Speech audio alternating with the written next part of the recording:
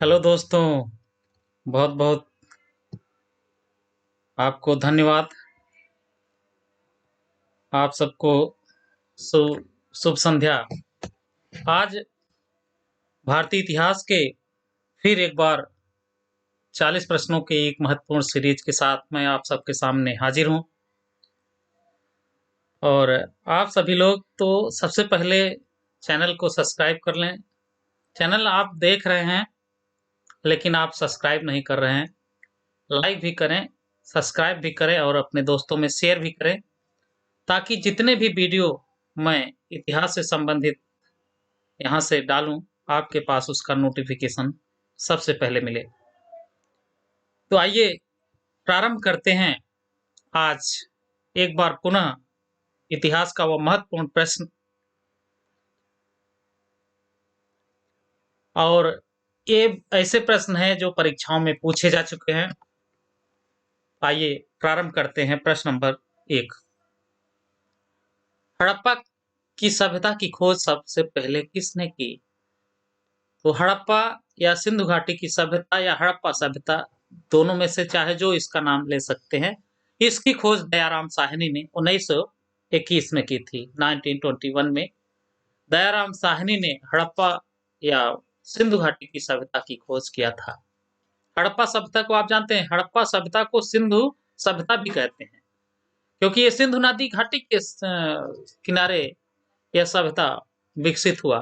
तो इसकी खोज किए थे दयाराम साहनी ने। प्रश्न नंबर 2 है, सिंधु की घाटी सभ्यता का स्थल कालीबंगा किस प्रदेश में है? बहुत आसान सा प्रश्न है। कालीबंगा ये कहाँ स्थित है? तो कालीबंगा जो स्थल है वह स्थल राजस्थान में स्थित है। बढ़ते हैं प्रश्न नंबर 3, हड़प्पा की सभ्यता की खोज किस वर्ष हुई थी? 1921 में। अभी आपको पहले ही बताया, दयाराम साहनी ने 1921 में किया। हड़प्पा सभ्यता की खोज किस वर्ष हुई? 1921 ईस्वी में। तो ये बहुत ही महत्वपूर्ण प्रश्न, जो चाहे वो उत्तर प्रदेश का हो, चाहे इंडिया लेवल की जो परीक्षाएं हो, इतिहास से संबंधित जो प्रश्न पूछे जाते हैं, बार बार पूछे जाते हैं, ऐसे प्रश्न आप इसको हृदय से पढ़ लें ताकि ये विस्मृत न हो। तो हड़प्पा की सभ्यता की खोज हुई थी 1921 ईस्वी में। बढ़ते हैं प्रश्न नंबर 4, हड़प्पा सभ्यता की ईंटों का अलंकरण किस स्थान से प्राप्त हुआ है? प्रश्न है, हड़प्पा सभ्यता की ईंटों का अलंकरण कहां से मिला है? तो ये कालीबंगा से ही, राजस्थान। प्रश्न नंबर 5 है, सिंधु सभ्यता में एक बड़ा स्नानागार या स्नानाघर कहाँ मिला है? मोहनजोदाड़ो में। मोहनजोदाड़ो में एक विशाल स्नानागार मिला है। प्रश्न नंबर 6 है, सिंध सभ्यता की मुद्रा पर किस देवता का चित्र अंकित था? तो उत्तर होगा आद्य शिव का। आद्य शिव का मुद्रा पर चित्र अंकित था। अगला प्रश्न है, मोहनजोदड़ो को एक अन्य नाम से भी जाना जाता है, इसका अर्थ है मृतकों का टीला। मोहनजोदड़ो का ही अर्थ हो गया मृतकों का टीला, इसका दूसरा नाम है। अगला प्रश्न है, सैंधव स्थलों के उत्खनन से प्राप्त मोहरों पर किस पशु का प्रकीर्णन सबसे ज्यादा हुआ है? तो उत्तर है बैल, बैल का। प्रश्न नंबर 9 है, सिंधु सभ्यता का कौन सा स्थान भारत में स्थित है? तो लोथल। प्रश्न नंबर 10, भारत में चांदी की उपलब्धता के साक्ष्य कहां से मिले हैं? हड़प्पा की संस्कृति में चांदी की उपलब्धता के साक्ष्य मिले हैं। अगला प्रश्न है 11, किस शासक को उग्रसेन कहा जाता था? तो उग्रसेन महापद्नंद को कहा जाता था। नंद वंश का राजा था महापद्नंद। प्रश्न नंबर 12, सिकंदर के साथ भारत आने वाला इतिहासकार था हेरोडोटस। यह सिकंदर के साथ भारत आया था, हेरोडोटस। प्रश्न नंबर 13, काशी और लिच्छवी का विलय मगध साम्राज्य में किसने किया? तो इसका उत्तर होगा अजातशत्रु ने। अजातशत्रु ने काशी और लिच्छवी का विलय किसमें किया था? मगध साम्राज्य में। एक प्रश्न ऐसे भी बन सकता है, काशी और लिच्छवी का विलय मगध साम्राज्य में अजातशत्रु ने किया था। प्रश्न नंबर 14 है, अजातशत्रु का उपनाम क्या था? एक दूसरा नाम क्या था अजातशत्रु का? कुणिक। याद रखें, अजातशत्रु का एक नाम कुणिक भी था। कुणिक अजातशत्रु को कहते थे।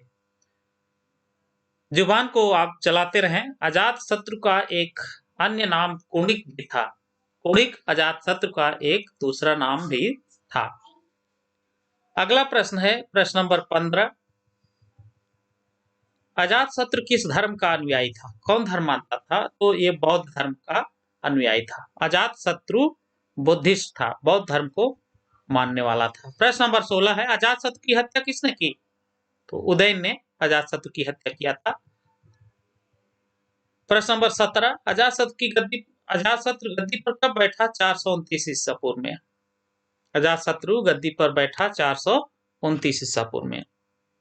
प्रश्न नंबर 18, घनानंद के बाद शासन कौन प्राप्त किया था? चंद्रगुप्त मौर्य ने घनानंद के बाद शासन प्राप्त किया था। प्रश्न नंबर 19 है, हिंदू धर्म का आधार क्या है? कौन सा ग्रंथ है? वेद। वेद हिंदुओं का आधार ग्रंथ है। प्रश्न नंबर 20, हिंदू धर्म की पवित्र पुस्तकें कौन सी हैं? तो बहुत ही आसान सा ये प्रश्न है।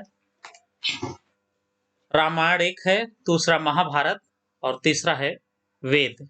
ये सभी हिंदू धर्म की पवित्र पुस्तकों में से है। अगला प्रश्न है 21, पांडिचेरी की स्थापना किसने और कब की?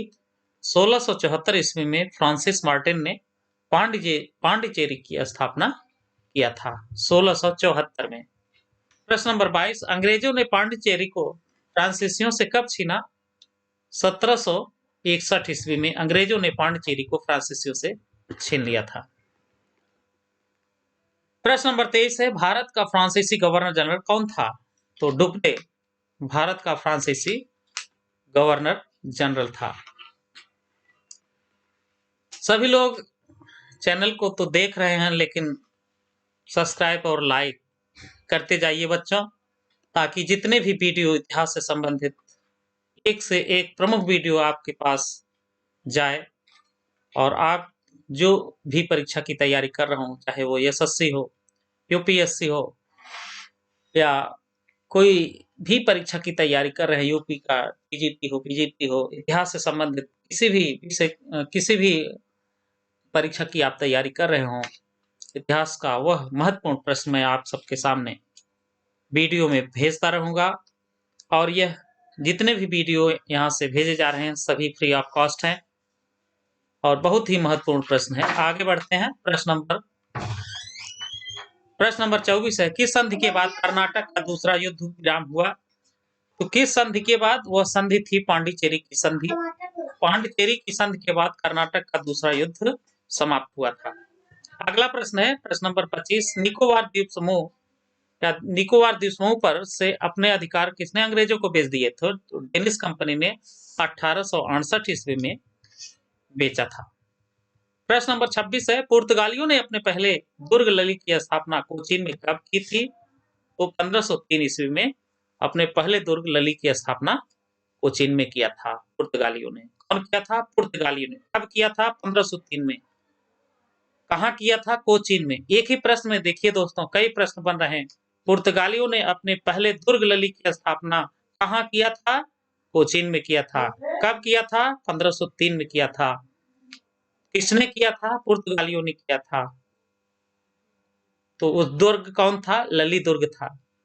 कोचीन में किया था और 1503 ईस्वी में किया था। तो बहुत ही महत्वपूर्ण प्रश्न। आगे बढ़ते हैं। प्रश्न नंबर 27, अल्बुकर्क, बहुत ही महत्वपूर्ण प्रश्न इतिहास का। अल्बुकर्क ने 1510 ईस्वी में बीजापुर के किस शासक से गोवा छीना था? अल्बुकर्क ने 1510 ईस्वी में बीजापुर के किस शासक से गोवा छीना था? तो वो था आदिल शाह। आदिल शाह से अल्बुकर्क 1510 ईस्वी में शासक जो बीजापुर का था वह गोवा को छीन लिया था। बहुत ही महत्वपूर्ण प्रश्न। आगे बढ़ते हैं। प्रश्न नंबर 28, भारत आने वाला प्रथम ब्रिटिश नागरिक था जॉन मिल्टन हॉल। यह भारत आने वाला प्रथम ब्रिटिश नागरिक था। प्रश्न नंबर 29 है, मद्रास के संस्थापक कौन? Franco Martin. Franco Martin Madras के संस्थापक थे। प्रश्न नंबर 30 है, डेनमार्क ईस्ट इंडिया कंपनी की स्थापना कब हुई थी? प्रश्न 30 एक बार फिर से, डेनमार्क ईस्ट इंडिया कंपनी की स्थापना कब हुई थी? तो ये 1616 में डेनमार्क ईस्ट इंडिया कंपनी की स्थापना हुई थी। प्रश्न नंबर 31 है, प्लासी का युद्ध कब हुआ? बहुत ही प्रचलित, बहुत ही महत्वपूर्ण प्रश्न, प्लासी की लड़ाई यह हुआ था 22 जून 1757 में। प्रश्न नंबर 32, किस बंगाल के नवाब को कर्नल क्लाइव का गीदड़ कहा जाता है? मीर जाफर को बंगाल के नवाब कर्नल क्लाइव का गीदड़ कहा जाता है। प्रश्न नंबर 33, प्लासी के युद्ध में अंग्रेजी सेना का नेतृत्व कौन किया था? क्लाइव ने किया था। प्लासी के युद्ध में अंग्रेजी सेना का नेतृत्व क्लाइव ने किया था। प्रश्न नंबर 34, बक्सर का युद्ध कब हुआ? तो बक्सर की लड़ाई हुई थी 23 अक्टूबर 1764। प्रश्न नंबर अगला है 35, स्वतंत्र कर्नाटक राज्य की स्थापना किसने की? सादतुल्ला खां कर्नाटक राज्य की स्थापना किया था। प्रश्न नंबर 36 है, जुझार सिंह की राजधानी क्या थी? तो ओरछा थी जुझार सिंह की राजधानी। प्रश्न नंबर 37 है, मैसूर संध की आधारशिला किसने रखी? तो मैसूर सख्त की जो आधारशिला थी वह रखी थी हैदर अली। मैसूर सख्त की आधारशिला रखा था हैदर अली ने। प्रश्न नंबर 38 है, भारत में पहली अंग्रेजी फैक्ट्री कहाँ स्थापित हुई? बहुत ही महत्वपूर्ण प्रश्न। सबसे पहली अंग्रेजी फैक्ट्री स्थापित हुई थी सूरत में। प्रश्न नंबर 39 है, कोचीन की जगह गोवा कब पुर्तगालियों ने राजधानी बनाया था? तो 1530 में कोचीन की जगह गोवा को राजधानी बनाया था। कौन बनाया था? पुर्तगालियों ने बनाया था। कब बनाया था? 1530 ईस्वी में बनाया था। किसकी जगह गोवा को बनाया था? कोचीन की जगह किसे बनाया था? गोवा को बनाया था।